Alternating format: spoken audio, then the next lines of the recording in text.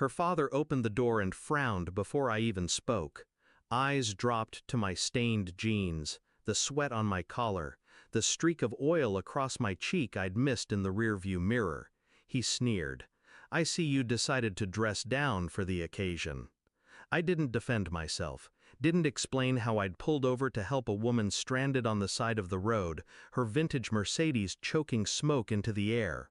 Didn't tell him how I knelt in gravel, hands deep in a 70-year-old engine, while she sobbed softly behind the wheel, clutching a photo of her late husband taped to the dashboard. Didn't say I made her laugh again before she drove off. I just nodded, stepped inside. My girlfriend, Claire, didn't meet my eyes. Her mother whispered something in her ear, lips curled.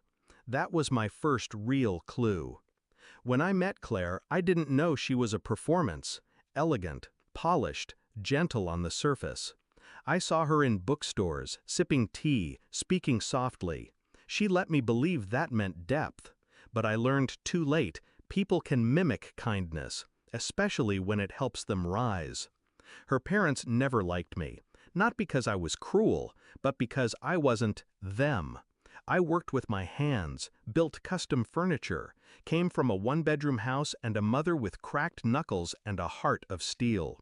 They tolerated me like a phase, something their daughter would grow out of. Claire told me not to take it personally, so I didn't, until I should have. The signs came in pieces. She stopped visiting my shop, stopped wearing the ring I carved from walnut and silver, started saying things like, "My parents think you should try law school," or, "Do you ever think about dressing up more?" But the real gut punch was the night I came over unannounced. Her car was there, but the house was dark. Inside, I found her in the kitchen, laughing, with Derek. Derek, the slick real estate heir with the gold watch and family name on a law firm. He looked surprised. She looked guilty. I didn't raise my voice, just stepped outside. She followed, babbling about misunderstandings and family pressure. I didn't argue. I just watched her, really watched her, for the first time. And I realized Claire wasn't torn between two worlds. She'd already chosen. I didn't get angry. I got strategic. I made 2 calls that night. One to a friend of mine, a contractor who did restoration work. Told him I'll sell him my custom walnut desk at cost. The second, to Mrs. Langston, the woman with the vintage Mercedes, because the moment she stepped out of her car and thanked me, lipstick smudged, hands shaking, she'd given me more than gratitude. She gave her name. Elizabeth Langston, founder, board member, legacy donor at the Hawthorne Foundation, the very same foundation hosting a private fundraiser Claire's parents had clawed for months to get into. They were desperate to impress her, and now I had her number. The night of the fundraiser arrived. Claire's parents had wrangled 4 invitations. Derek would be there too, with Claire on his arm. I arrived late, again, wearing the same jeans, oil-streaked hands. People turned, whispered. Claire's father nearly combusted. And then Mrs. Langston walked in pearls, in power, saw me across the room, eyes lighting up. She didn't hesitate. She wrapped me in a hug, took my hand, led me to her table. People stared.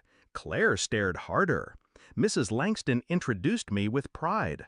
"This young man right here fixed my late husband's car like it was built yesterday. Didn't ask for a dime, just wanted to help. Rare kind of heart." Silence, then murmurs of approval. Claire's parents didn't know whether to smile or disappear. Derek just sipped his wine, face pale. And Claire? She looked at me like I was someone she'd never met. Because she hadn't, not really. She met the version of me willing to fold, not the one willing to win. I didn't gloat. I let her come to me. A week later, she showed up at my shop, wearing the ring again, eyes soft, voice trembling. I made a mistake. I nodded, offered her coffee. She smiled, relieved. Then I pulled out the small velvet box she'd left behind when she moved out, placed it on the table between us. "No, Claire, I did." She blinked. What? I made a mistake thinking you loved me, not what I could become for your family. That's done now. Her jaw clenched. You used that woman, that night. I smiled. No, I helped her. You used me. She left angry. But that was the last time I let her shape my story.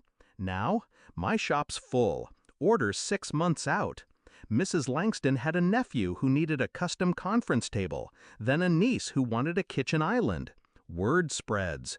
Turns out, craftsmanship and integrity still matter. So yeah, I was late, greasy, wrong kind of man. Until I became exactly the man they never saw coming. Because in the end,